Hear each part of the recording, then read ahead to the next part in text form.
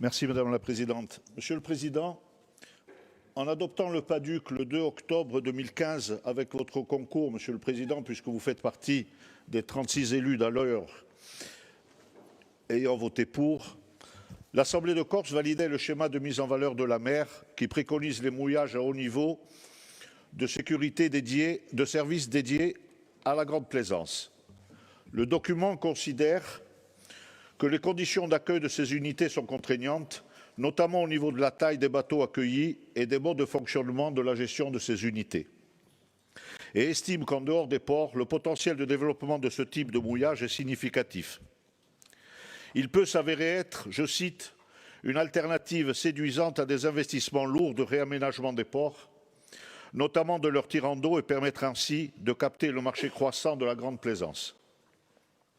Le principe pourra être de mailler progressivement la Corse d'un réseau de mouillage à haut niveau, de services dédiés à la grande plaisance. Concrètement, il s'agit de bouées de mouillage fixées sur le fond par des dispositifs ayant un impact très réduit sur le milieu. Ces systèmes ont des coûts d'achat et de fonctionnement plus faibles qu'un traditionnel poste à quai et sont surveillés et contrôlés à distance. Une trentaine de sites autour de l'île s'y prêtent, ce qui ferait environ 100 bouées de mouillage pouvant accueillir des navires de 24 à 200 mètres. L'idée est donc de créer sur le littoral corse un réseau de mouillage organisé pour l'accueil des navires de grande plaisance dont chacun connaît l'impact des retombées économiques en période d'affluence pour la Corse, où l'on évalue à plus de 600 fournisseurs, entreprises ou artisans de tous secteurs confondus, travaillant directement avec la grande plaisance et quelques milliers indirectement. La moitié de la flotte mondiale évolue en Méditerranée et un tiers entre la France, l'Italie et l'Espagne. Environ 1000 yachts de plus de 30 mètres font escale tous les ans en Corse, où ils séjournent en moyenne 10 jours, pendant lesquels 2 nuits sur 3 se passent au mouillage forain. Le nombre et le tonnage des navires augmentent d'année en année. Les ancres et les chaînes de mouillage sont de plus en plus importantes et génèrent des dégâts considérables sur les milieux sous-marins. La Corse, au cœur de l'Europe et de la Méditerranée, destination phare du yachting et de la croisière, doit-elle demeurer dans une situation passive ou y faire face comme responsable novateur de son développement durable? Nous pensons que non. Et j'imagine, puisque vous avez validé le schéma de la mer, que vous partagez ce point de vue, Monsieur le Président. Il s'agirait donc de structurer un réseau régional composé de sites de mouillage organisés dédiés aux grands yachts et aux petits paquebots avec 2 niveaux de gestion. Au plan régional, pour la création d'une structure unique de gestion regroupant les pouvoirs publics et des acteurs privés issus de la filière des services portuaires aux navires de commerce, de grande plaisance et de croisière. Elle serait chargée du développement et de l'administration du réseau, de la promotion de l'offre, de sa commercialisation et de la gestion des réservations.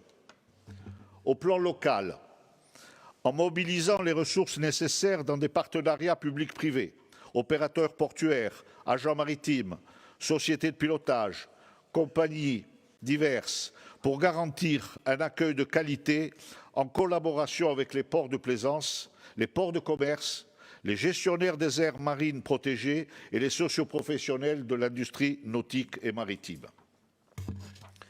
Les choix techniques pourraient se faire cas par cas sur les sites retenus, en tenant compte de la taille des navires acceptés, des contraintes bathymétriques, longueur du mouillage en fonction de la hauteur d'eau et influence sur le cercle d'évitage, des contraintes de qualité des sols, nature, substrat, stabilité de l'impact du type d'ancrage et de sa tenue. Ma question consiste, Monsieur le Président, à vous demander la position de la collectivité de Corse sur ces mouillages organisés pour la grande plaisance et sur cette structuration. Un copil sous l'égide de la CCI, regroupant les services de l'État et de la collectivité de Corse, l'Union des ports de plaisance, les professionnels de la plaisance et de la pêche, permettrait de mettre tout le monde autour de la table. Y souscrivez-vous? Les bénéfices environnementaux par la protection des écosystèmes marins et littoraux, mais aussi économiques avec les retombées locales que l'on connaît, ne sont pas négligeables. La Corse à l'occasion d'être un modèle de conciliation entre la fréquentation et la préservation. Une chance à saisir, me semble-t-il. Le PADUC ayant été adopté en octobre 2015, avec une clause de revoyure à 6 ans, sa révision étant attendue depuis l'automne 2022. Notre groupe vous sollicite régulièrement pour connaître vos intentions et le caractère de révision. Le bilan est annoncé depuis des mois. J'en profite pour vous réitérer cette demande, en espérant que vous intégrerez entre-temps une démarche opérationnelle en faveur des mouillages pour la Grande Plaisance. Je vous remercie.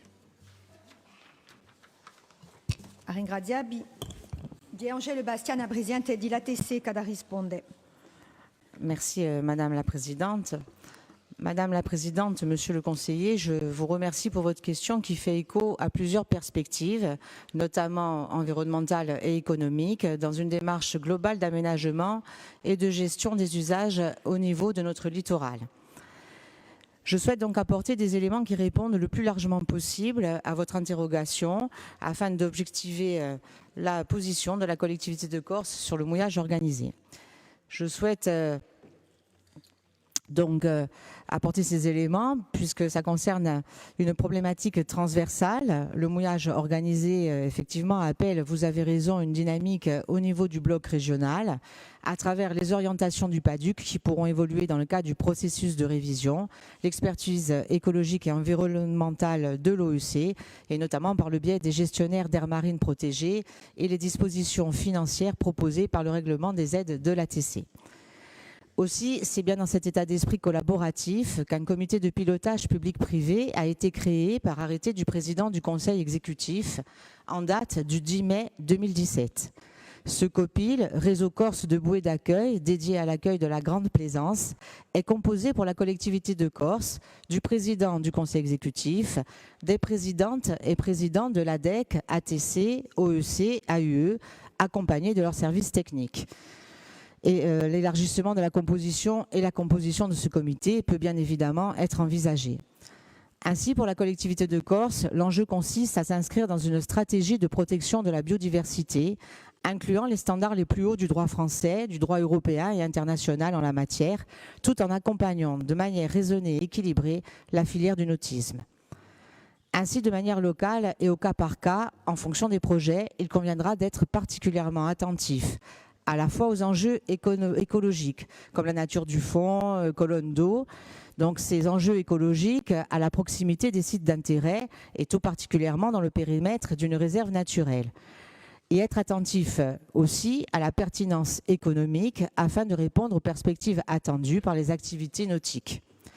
Cette double perspective compose le socle de nos réflexions et de nos engagements pour accompagner notre île sur la voie du développement durable et de la transition écologique.